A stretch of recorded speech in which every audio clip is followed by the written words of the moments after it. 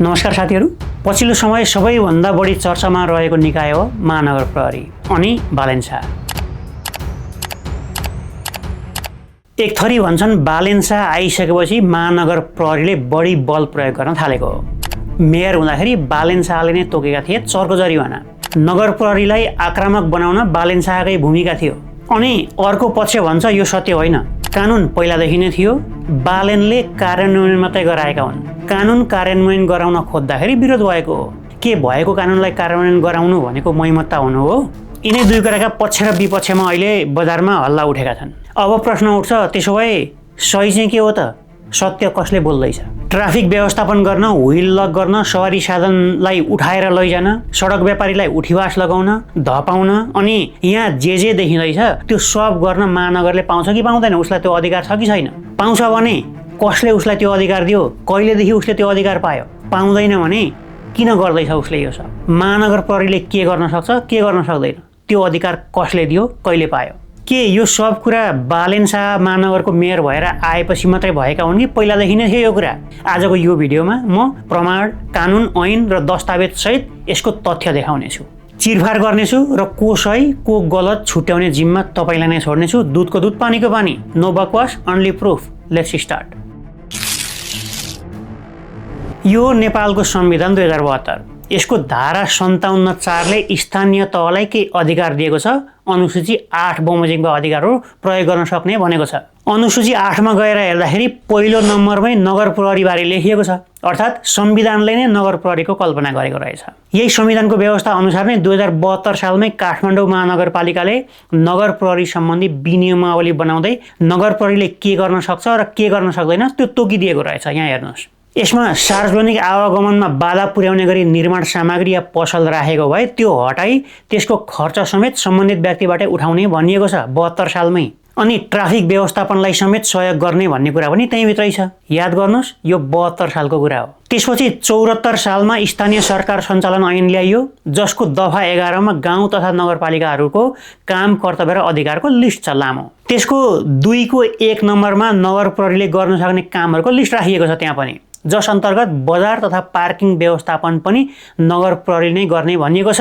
यो 2074 सालको कुरा हो। अब बालेन्सा मेयर भएर आउँछन् 2079 को जेठ असारतिर। त्यसपछि 2080 मा काठमाडौँ महानगरपालिका नगर प्रहरी सेवालाई व्यवस्थापन गर्न बनेको महानगर प्रहरी ऐन 2080 आउँछ।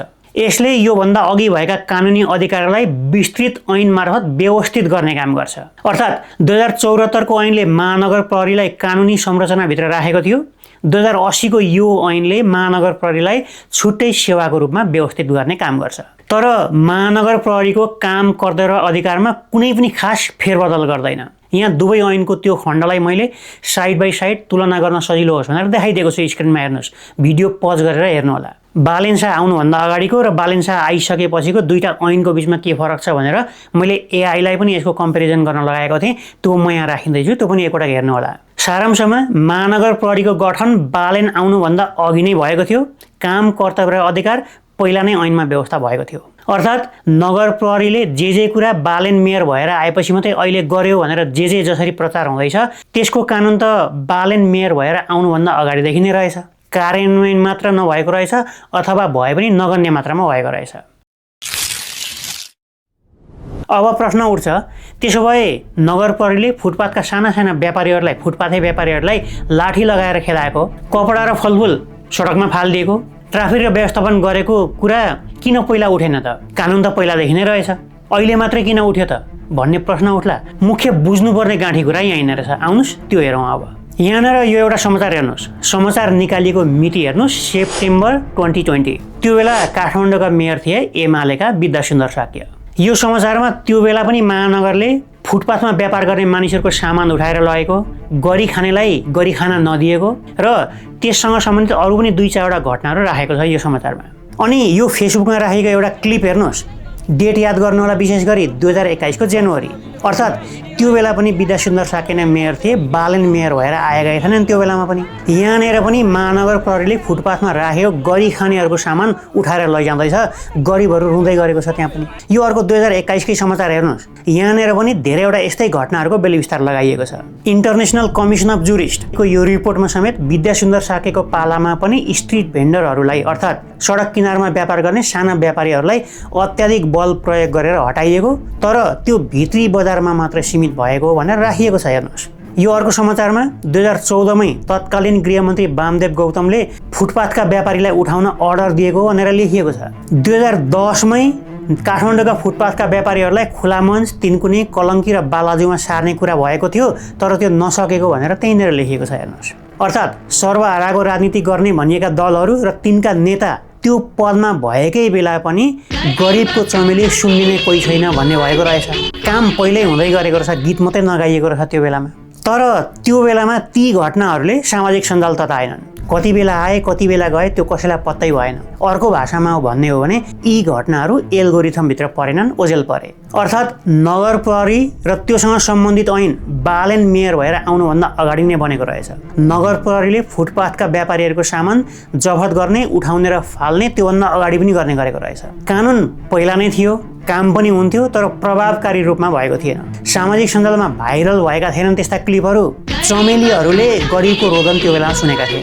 तर बालेन मेयर भएर आइसकेपछि भइरहेको कानुनको पालना कडाइका साथ सुरु भयो। मानवीय संवेदनशीलता भन्दा पनि कानुन कार्यान्वयनमा जोड दिइयो। सामाजिक सञ्जाल र मिडियामा अलिक बढी आउन थालेको र धेरै मानिसले थाहा पाउन थालेको त्यही बेलादेखि हो। जब सामाजिक सञ्जाल र समाचारमा आउन सुरु भए यस्ता घटनाहरू, अझ भनौँ भाइरल हुन सुरु भयो, अर्थात् एल्गोरिथमभित्र फिट भयो, त्यसपछि बल्ल मानवीयताको पक्षमा पनि कुरा उचालिएर आउन थाल्यो। गरिबको चमेली सुनिदिने कोही छैन भन्दै बालेनले चुनाव त जिते, तर कुनै पनि वैकल्पिक व्यवस्था नगरिकन उल्टै तिनै गरिबहरूलाई नै उठीवास लगाएका कारणले पनि यो आलोचना भएको हुन सक्छ। फुटपाथका व्यापारी हुन् या सुकुम्बासी हुन्, वास्तविक पीडितलाई उचित व्यवस्था नगरिकन यो काम गरेको हुनाले सायद आलोचना भएको हुन सक्छ। यदि उचित व्यवस्थापन गरेर यो काम गरेको भए कुरा बेग्लै भइसक्थ्यो होला। अब पहिलो पाटो बुझिसकेपछि लागौँ यसको दोस्रो पाटोतिर, त्यो ट्राफिक व्यवस्थापन र ट्राफिक फाइन। यो समाचारमा भनिएको छ मेयर हुँदा बालेनले तोकेका थिए चर्को जरिवाना। यहाँ राखिएको यो समाचारमा राखिएको स्क्रिनसटको डेट हेर्नुहोस्, 2081 साउन 8 गते। यहाँ देखाइएको यो समाचारको ऐन मैले राजपत्रबाटै निकालेर यहाँ राखिदिएको छु। हेर्नुहोस्, यही ऐनको अनुसूची 16 मा यी सब जरिवानाको व्यवस्था गरिएको छ। अर्थात् त्यहाँ भनेको कुरा सही रहेछ, यो समाचार गलत होइन रहेछ। अनि समाचार त ठिकै रहेछ त, के भयो त भन्दै हुनुहुन्छ भने एकछिन पक्नुहोस्, यो समाचार आधा मात्रै सत्य हो, अर्को आधा सत्य के हो आउनुहोस् त्यो हेरौँ। अब यो काठमाडौँ महानगरले स्थानीय राजपत्रमा निकालेको यो एउटा ऐन हेर्नुहोस्, मिति हेर्नुहोस् 2078 साल, अर्थात् फेरि पनि बालेन आउनुभन्दा अघि विद्यासुन्दर साक्य भएको बेलाको ऐन हो यो। यसको अनुसूची 15 मा गएर हेर्नुहोस्, ट्राफिक फाइनको लागि पटके जरिवाना ठ्याक्कै त्यही शीर्षकमा राखिएको छ। यहाँ यी दुवै ऐनलाई साइड बाई साइड कम्पेयर गर्न सजिलो होस् भनेर म यहाँ देखाउँदैछु। हेर्नुहोस्, लेफ्ट साइडमा पुरानो ऐन अनि राइट साइडमा नयाँ बालेन आइसकेपछिको ऐन। निहालेर हेर्नुभयो भने देख्नुहुन्छ बालेन आइसकेपछिको यो ऐनमा शुल्क झन् घटेको छ, बढेको छैन। पहिला 1500 सीसीको लागि 5000 लिने भनेकोमा नयाँमा 3000 मात्रै लिने भनिएको छ। पहिला 2200 सीसीको लागि 7000 लिने भनेकोमा नयाँमा 3500 मात्रै लिने भनिएको छ, आधा कम। अनि पहिला 2200 सीसी भन्दा माथिकालाई 10000 लिने भनिएको ठाउँमा नयाँमा 5000 मात्रै लिने भनिएको छ। अर्थात् आधा मात्र पैसा लिने गरी यो नयाँ ऐन बनेको रहेछ। बालेन आइसकेपछि बढेको होइन रहेछ, उल्टै घटेको रहेछ। 2078 मात्रै होइन, त्योभन्दा पनि अघि गएर हेरौँ एकपटक। आउनुहोस्, यहाँ यो काठमाडौँ महानगरपालिकाको अर्थ सम्बन्धी प्रस्तावलाई कार्यान्वयन गर्न बनेको आर्थिक ऐन 2075 मा हेर्नुहोस्। अब यहाँ यसको 15 नम्बरमा निषेधित क्षेत्रमा सडक र फुटपाथमा सवारी साधन पार्किङ या व्यवसाय गरेमा अनुसूची 15 अनुसार जरिवाना हुनेछ भनिएको छ। त्यो अनुसूची 15 मा के रहेछ त्यो पनि हेरौँ। आउनुहोस्, यहाँ पनि उही 2078 को बराबर फाइन रहेछ। अर्थात् 2078 को ऐनले यही ऐनबाट कपी गरेको रहेछ। बटम लाइन, ट्राफिक फाइन र अरू फाइनहरू बालेन आइसकेपछि मात्र आएको होइन या बालेन आइसकेपछि बढाइएको होइन, त्यो कुरा सत्य होइन रहेछ। कानुन पहिलादेखि नै रहेछ, कार्यान्वयन कडाइका साथ भएको रहेनछ। बालेन आइसकेपछि त्यो कानुनलाई कडाइका साथ कार्यान्वयन गर्न थालेका रहेछन्। सामाजिक सञ्जालमा पनि त्यसपछि मात्रै हल्लाखल्ला हुन सुरु भएको रहेछ अनि मानिसहरूले पनि त्यसपछि मात्रै थाहा पाउन सुरु गरेका रहेछन् किन एल्गोरिथम हाइलाइट भयो। यो सबै ऐनहरू मैले जे देखाएँ यहाँ त्यो सबैको लिङ्क मैले तल राखिदिएको छु, पछि हेर्नु होला। मलाई मात्रै विश्वास गर्नु अघि आफैले त्यो ऐनहरू पढ्नु होला एकपटक अनि आफै पत्ता लगाउनु होला। देखिहाल्नुभयो सत्य के रहेछ। यो भिडियो कसैलाई पनि उचाल्नको लागि या कसैलाई पछार्नको लागि बनाइएको होइन, मात्रै सत्य के हो त्यो देखाउनको लागि मात्रै बनाइएको हो। भिडियोको उद्देश्य नै नो बकवास ओन्ली ट्रुथ। सत्य के रहेछ भने महानगर प्रहरी बालेन शाह मेयर भएर आउनुभन्दा अगाडि नै गठन भएको रहेछ। त्योसँग सम्बन्धित कानुन त्योभन्दा अघि नै बनिसकेका रहेछन्, फाइन पनि पहिला नै रहेछन्। कतिपय अवस्थामा त बालेन शाह आउनुभन्दा अगाडि अहिले भएको भन्दा झन् बढी फाइन लगाउने गरिएको रहेछ, पछि घटेको रहेछ। पहिला पनि तिनको कार्यान्वयन हुने गरेको रहेछ, तर पहिला त्यसको कार्यान्वयन सुस्त गतिमा हुन्थ्यो। बालेन शाहको कार्यकालमा त्यसको कार्यान्वयनको दायरा र गति बढेको, स्पिड बढेको, त्यसले पब्लिक भिजिबिलिटी पनि पाएको। पहिला यसलाई त्यति साह्रो राजनीतिकरण गरिएको थिएन, पछि यसलाई अति राजनीतिकरण गरियो। अब प्रश्न के उठ्छ भने भएका कानुनहरूलाई द्रुत गतिमा कार्यान्वयन गर्नु ठिक कि बेठिक? अनि कानुन कार्यान्वयनको नाममा गरिबहरूको रोजीरोटी खोज्ने मानवीय पक्षलाई चटक्क भुल्ने कुरा ठिक हो कि होइन? गरिबको रोजीरोटी जान्छ भनेर मौजुदा कानुन लगाउने कि नलगाउने, कानुन पालना गराउने कि नगराउने, अनि कानुन पालना गराउने न्युमा गरिब मार्ने कि नमार्ने, यी प्रश्नको जवाफमा राजनीति मिसिने पक्का छ। त्यसको जवाफ दिने जिम्मा म तपाईहरुलाई नै छोड्दै आजको भिडियो टुङ्ग्याउन चाहन्छु। आशा छ यो भिडियोले अहिले बजारमा आएका केही मिस इन्फर्मेसनहरूलाई बुझ्ने र चिर्ने छ भन्ने मैले आशा राखेको छु। तपाईको आफ्नो भनाइ तल राखिदिनु होला। यो भिडियो कस्तो लाग्यो त्यो पनि लेख्नु होला।